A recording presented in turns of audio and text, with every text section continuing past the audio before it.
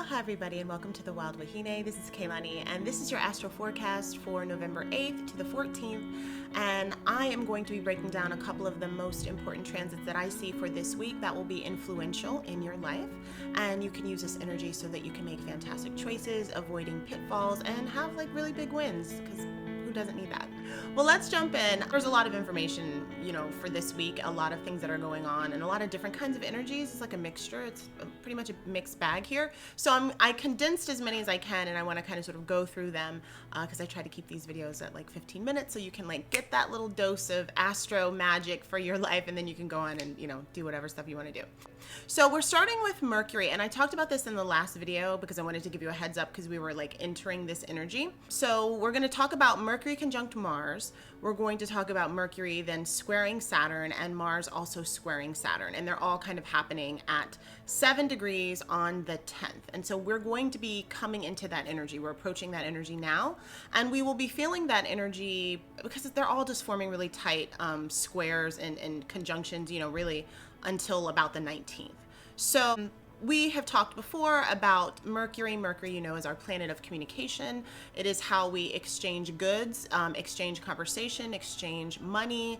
It's our mind, our mindset, our skill set that we have. It also can do with siblings and travel and like your everyday errands and all of that. Mars is where we're getting our energy from. It's the planet that gives us our zest for life, our ambition to go out and do the things that we want to do, to stand up for ourselves, to fight if we need to defend if we need to, and just to activate without really doing all of the thinking. Well, we have Mars conjunct Mercury. So essentially we're saying like our mind and our actions are in the same place. Now these two will be squaring Saturn. Saturn on that end, which is in Aquarius, as Mars and Mercury are in Scorpio. Saturn is kind of sort of saying, nope, I don't think so.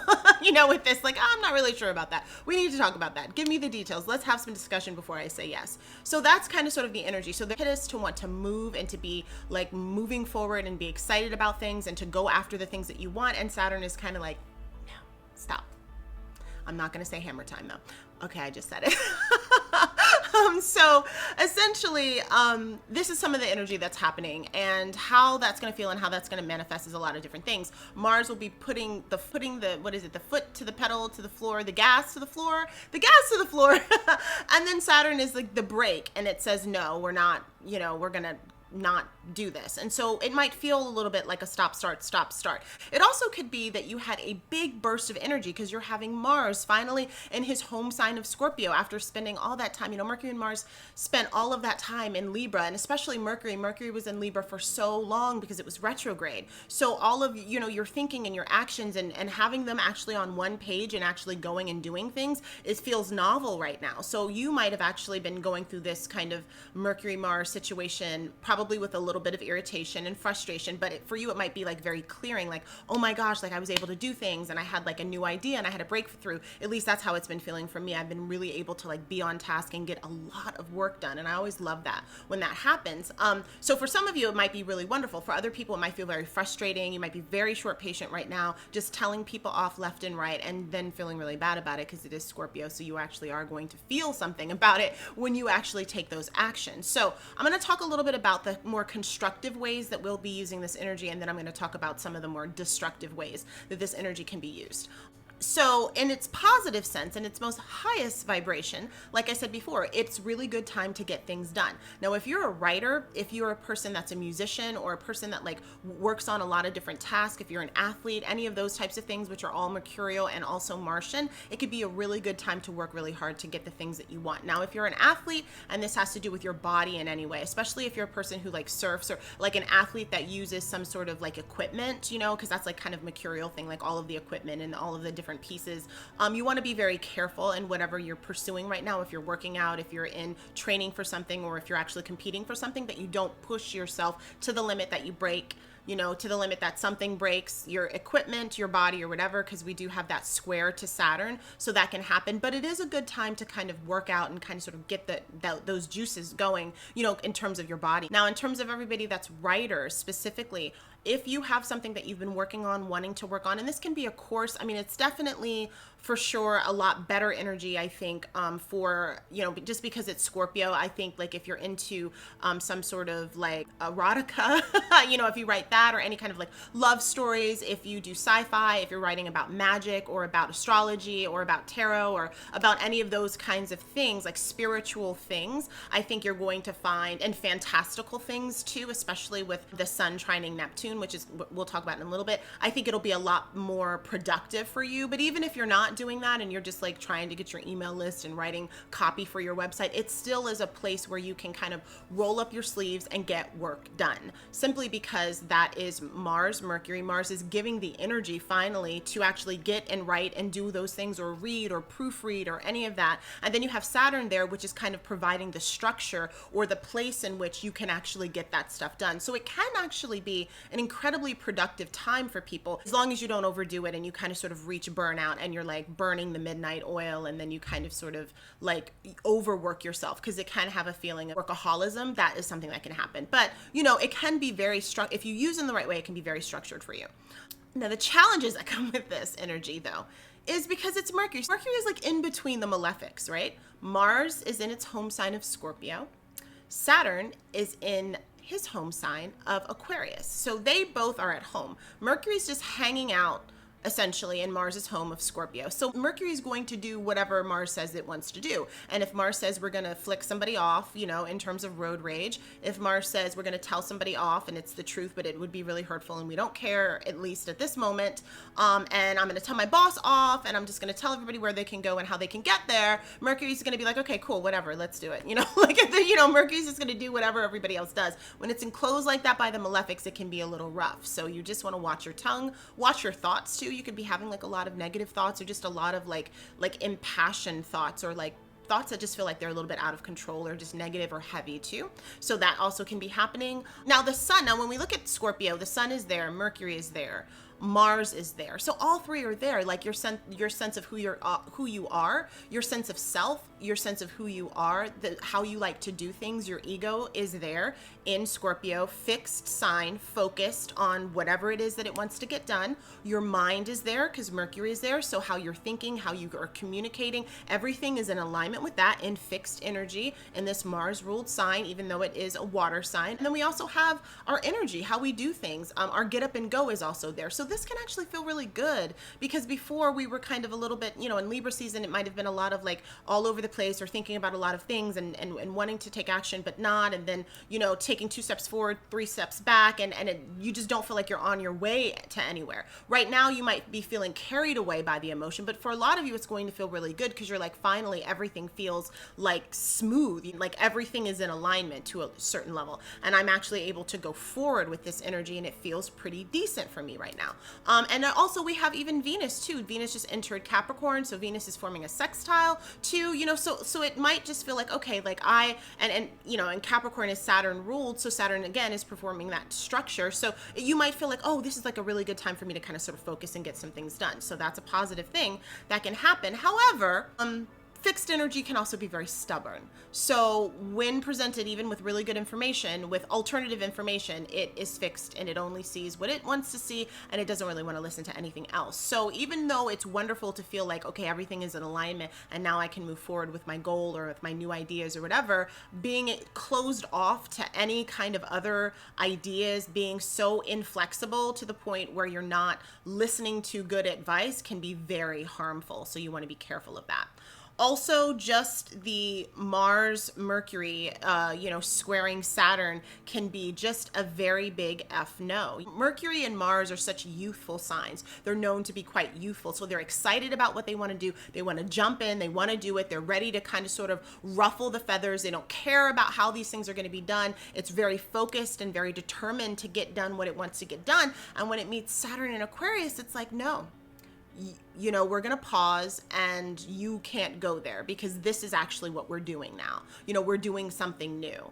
And that is something that like Mars, Mercury, and Scorpio might not want to hear. So sometimes that's going to be some energy that really butts its head. However, we do have then Mars and Mercury opposing Uranus, and Uranus is going to come in and shake a whole bunch of things up that then might give you the thumbs up, which is the yes, so that you can move forward. So that could be also exciting. So the sun is then trining Neptune. This is going to be happening on the 12th. We're seeing this at 20 degrees, and we're going to be feeling that now into about the 18th.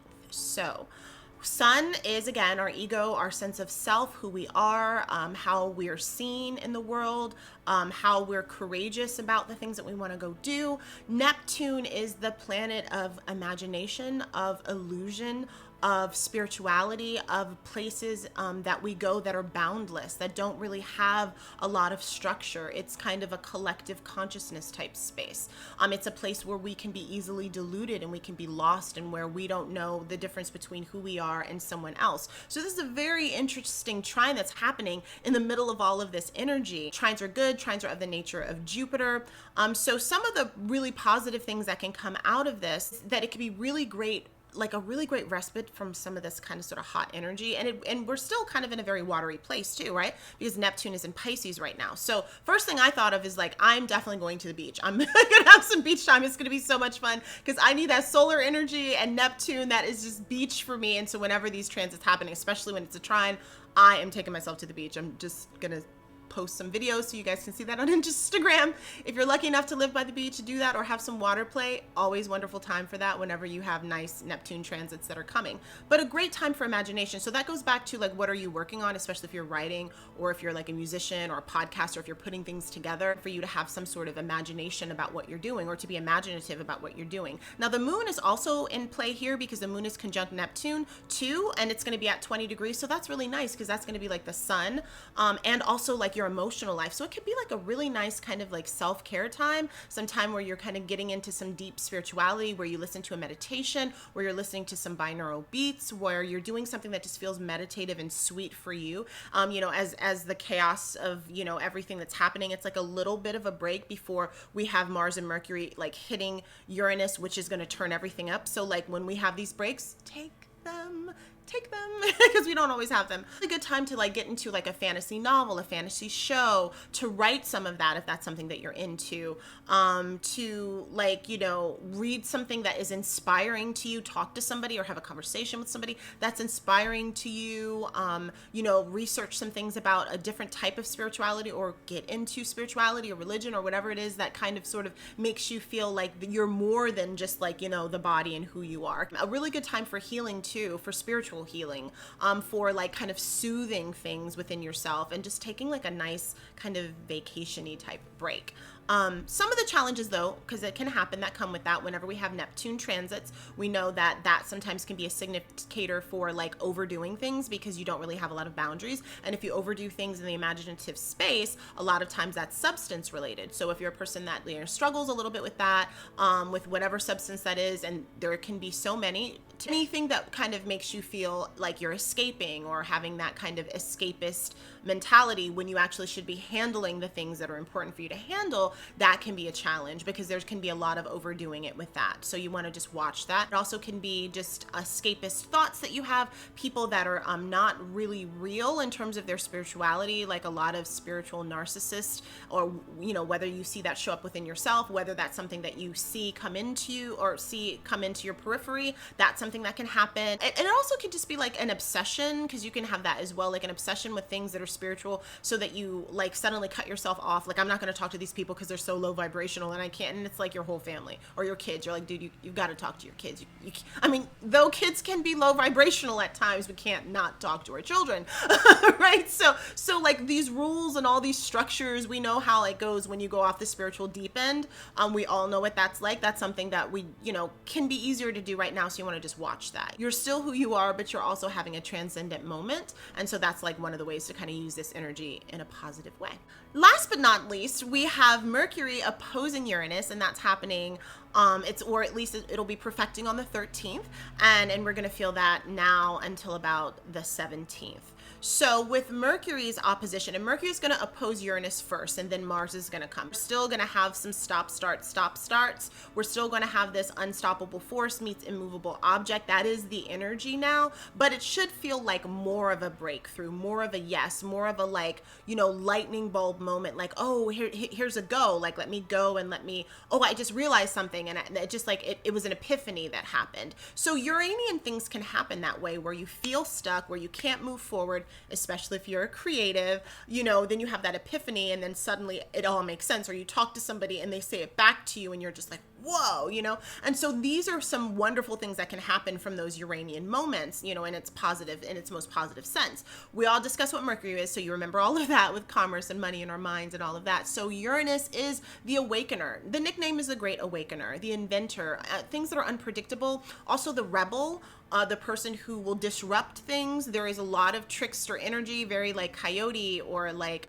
Anansi, the spider, or Loki. If you know, there's so many myths of gods, Maui as well here on island, you know, like the trickster gods, that is kind of also that energy. So it can be like naughty, and especially like with Mercury, because that's like such a youthful sign, there could just be like naughty mishaps or naughty things that can, you know, especially with Mars there, that can actually be, you know, traumatic or hurtful if, you know, if out of control.